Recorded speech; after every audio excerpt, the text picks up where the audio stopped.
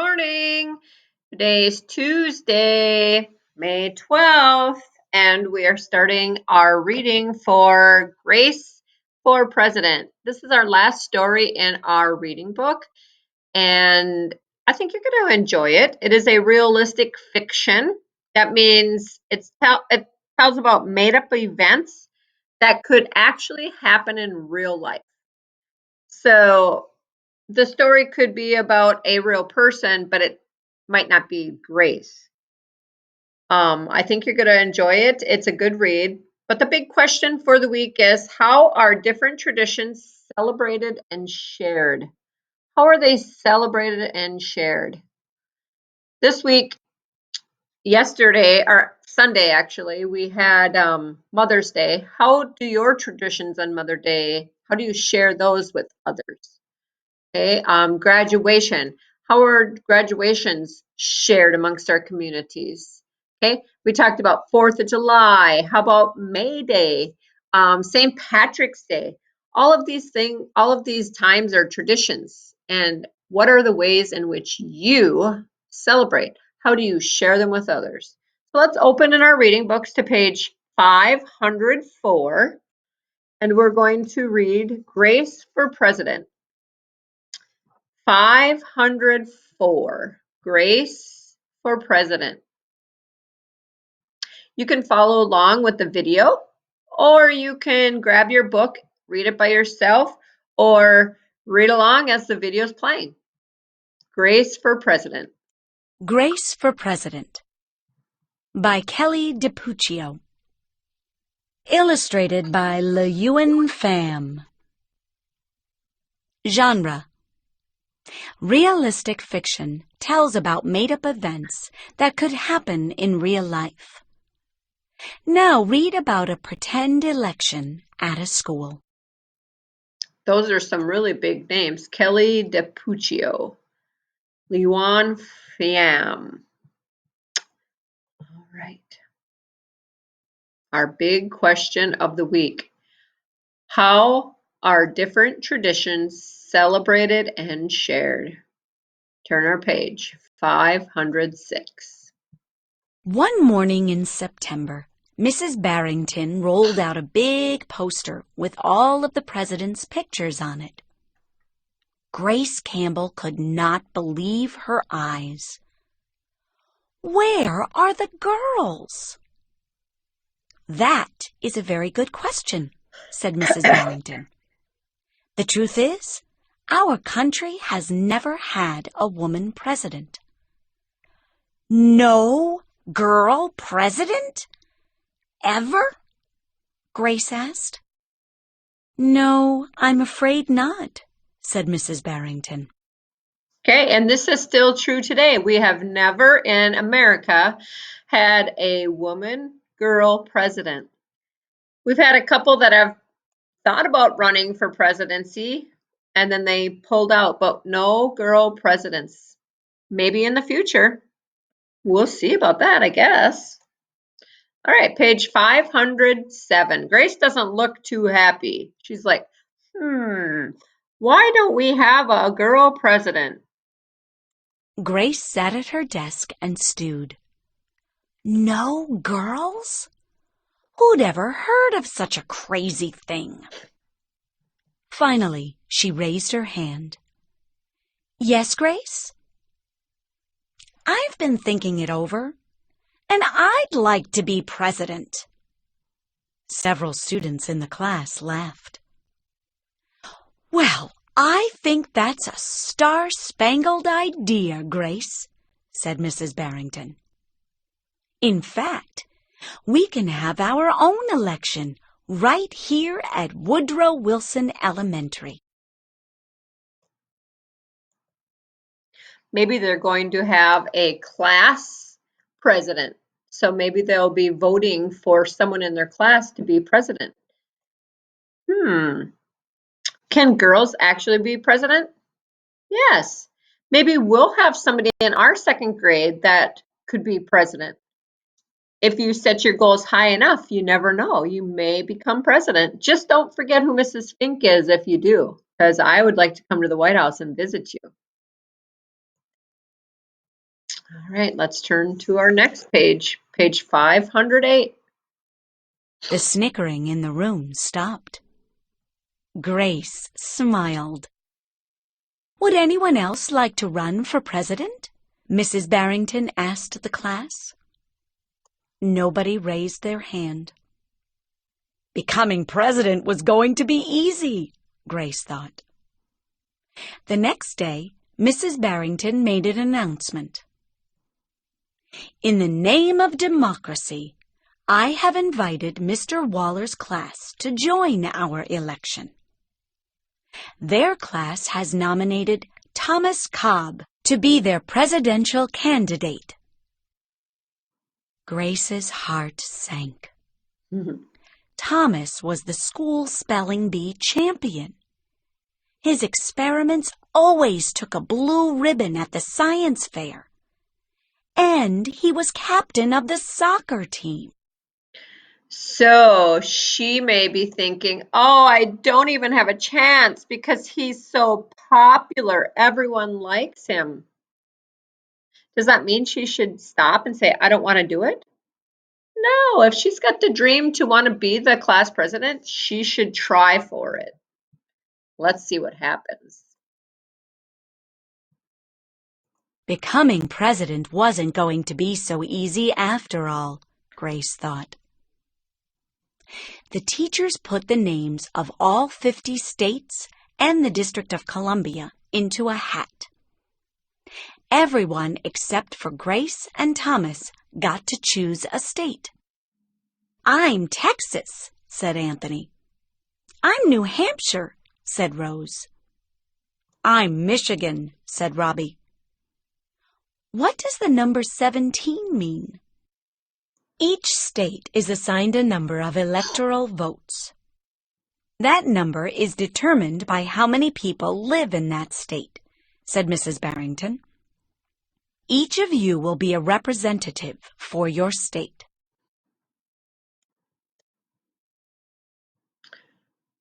Altogether, our country has 538 electoral votes, Mr. Waller explained. On election day, the candidate who receives 270 electoral votes or more wins the election. Why 270? Asked Rose. That's more than half of all the electoral votes, Mr. Waller said. Becoming president really wasn't going to be so easy, Grace thought. Grace came up with a campaign slogan, Make History. Vote Grace Campbell for president. Thomas came up with his own campaign slogan, Vote for Thomas Cobb, the best man for the job. That's a little rhyming one. I like these slogans. Make history, vote Grace Campbell for president. It would be history because it would be the first girl president. Okay, and Thomas went for the rhyming. Vote for Thomas Cobb, the best man for the job.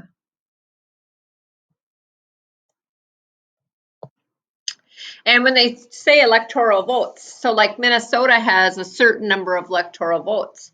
So when we go to the voting booths to vote for the president or of the United States, our vote, everyone says, oh, it doesn't count. Well, kind of it does. So let's say Donald Trump, if he was running for president, if he got a certain amount of votes in Minnesota, but did not beat his other candidates that he was running, then the other candidate would receive Minnesota's electoral votes. Okay, so your vote actually does count. Electoral votes. So like if he won Minnesota, he would get those. If he won Florida, he would get those votes. And it depends on the number of people that are in your state. All right, let's turn our page.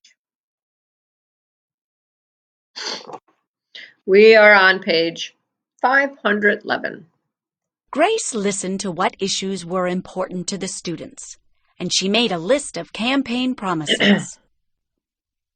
A peaceful school, no bullies, a cleaner school, no littering, better hot lunches, No more fish stick tacos. Thomas made up his own list of promises. Free tutoring, free soccer lessons, fish stick tacos every week. So it looks like some of them, each of them have people that are behind them. Here's Grace. Those kids are like, woo, okay. And then here's Thomas. He's got some kids looking happy about his free promises that he would change. All right, 512. Grace made campaign posters and buttons. Thomas made posters and buttons too. Each week, the teachers set aside time for the candidates to meet with their constituents. Polls were taken. Voters were making their choices. Grace continued to campaign. At recess, she gave speeches. During lunch, she handed out free cupcakes. After school, she held rallies. All right. She is campaigning. She is handing out free cupcakes. She's maybe trying to bribe some people to vote for her. She had rallies telling the kids what she was going to stand for. Let's see what Thomas is going to do. Here's Thomas. He's sitting on the swings. What's happening here? Meanwhile, Thomas wasn't worried. He had cleverly calculated that the boys held slightly more electoral votes than the girls. At recess, Thomas studied his spelling words. During lunch, he worked on his latest science experiment. After school, he played soccer. So he's just basically thinking that the boys are all going to vote for him. And if all the boys voted for him, then he would win because they hold more electoral votes because of the state they may be picked. Let's see. Page 514. Even before the election, Grace made good on her promises. She joined the safety squad. She organized a school beautification committee, and she volunteered her time in the school cafeteria. In early November, Woodrow Wilson Elementary hosted a special Election Day assembly. Grace and Thomas took their places on stage as the school band began to play. Henry was the first representative to approach the microphone. Okay, let's see what happens. Here's Henry. The Yellowhammer State of Alabama casts its 9 electoral votes for Thomas Cobb. The last frontier state of Alaska casts its 3 electoral votes for the best man for the job, Thomas Cobb, Fletcher said. Hannah called out. The Grand Canyon state of Arizona casts its 10 electoral votes for Grace Campbell. And so it went. State after state after state cast their electoral votes. The scoreboard in the gymnasium kept track of the totals.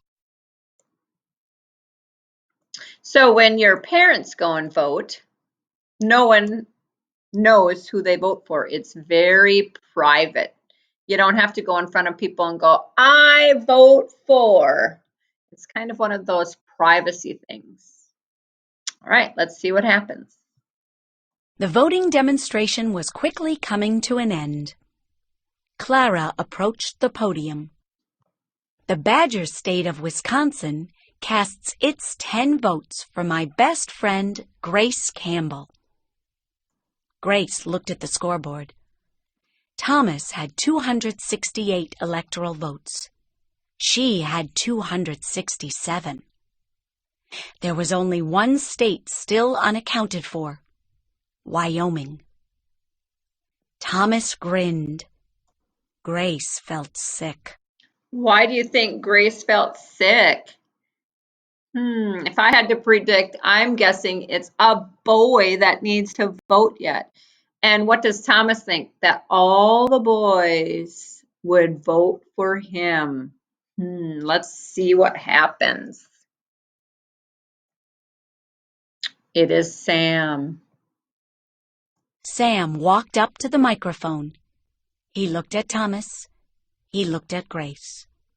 He looked down at Grace's handmade flag. Sam didn't say a word. "What are you waiting for?" Thomas whispered. The band stopped playing. All eyes were on Wyoming. Finally, Sam cleared his throat. The equality state of Wyoming casts its 3 electoral votes for Grace Campbell.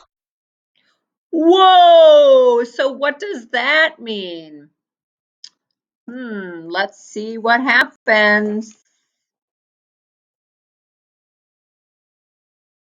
The gymnasium erupted in loud cheers and a few boos. Mrs. Barrington approached the podium. With 270 electoral votes, the winner is Grace Campbell. Thomas looked stunned. Grace hugged Sam. "Why did you do it?" she asked. Sam handed Grace his flag. Now, I don't like the booing. We should be good sports. But why do you think Sam voted for her? Maybe it's because he thought Grace was the best person for the job?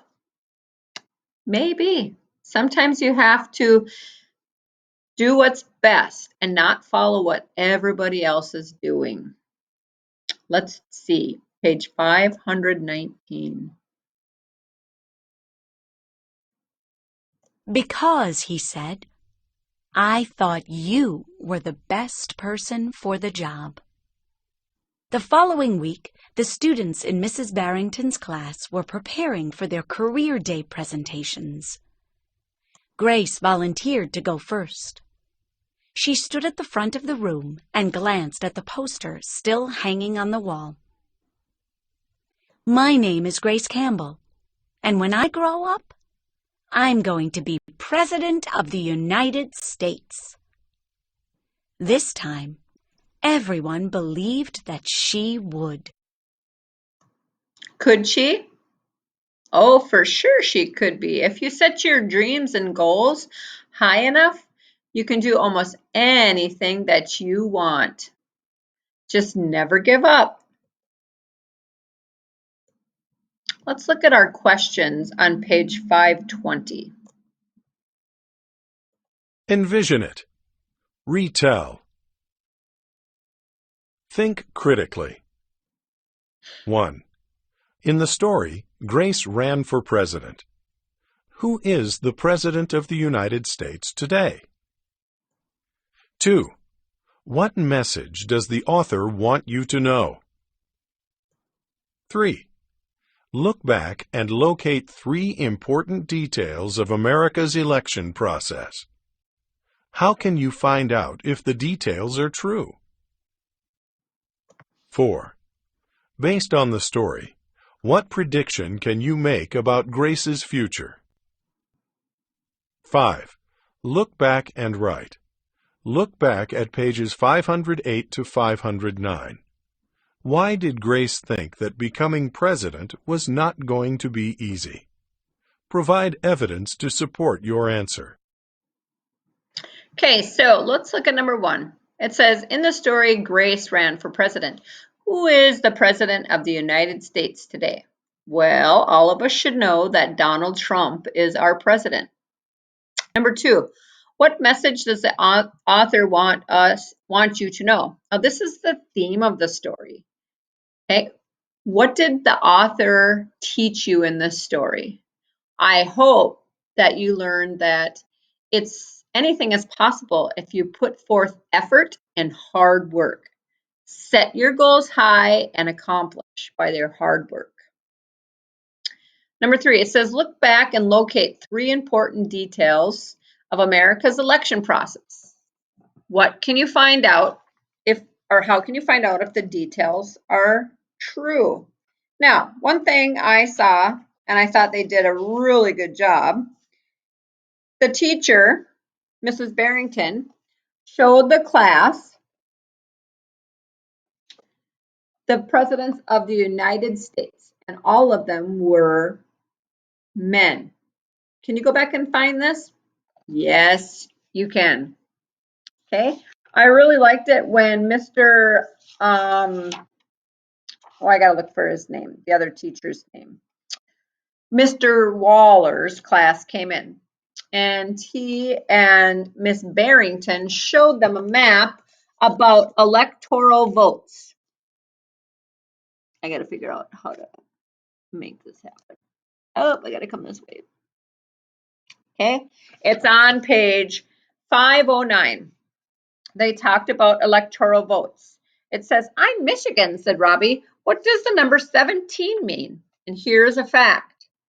Each state is assigned a number of electoral votes. That number is determined by how many people live in the state. Okay, so fact. You can go in now and you can go online. You can look on the internet. You can look in an encyclopedia. Okay, there's many ways in which you can find this in a social studies book, but you can look and find out how the election process is done. And electoral votes, each state has a different number of electoral votes. And if the president wins Florida, he gets that number of electoral votes. If they win California, they get that number of electoral votes. Okay, that's how it is done today. Okay, they went and they showed us about campaigning and making slogans. You can look that up today too on the internet. You can look in the encyclopedia. Why do presidents make slogans? Why do they hold rallies? How come they give speeches? All of these things are great for presidency. Okay, so, and then this is kind of a cool page too, 516. 516. I know on the election day, it's a crazy day and a crazy night. And the presidents who are running, or the men who are running for office, sit with their group and they wait to see the electoral votes coming in.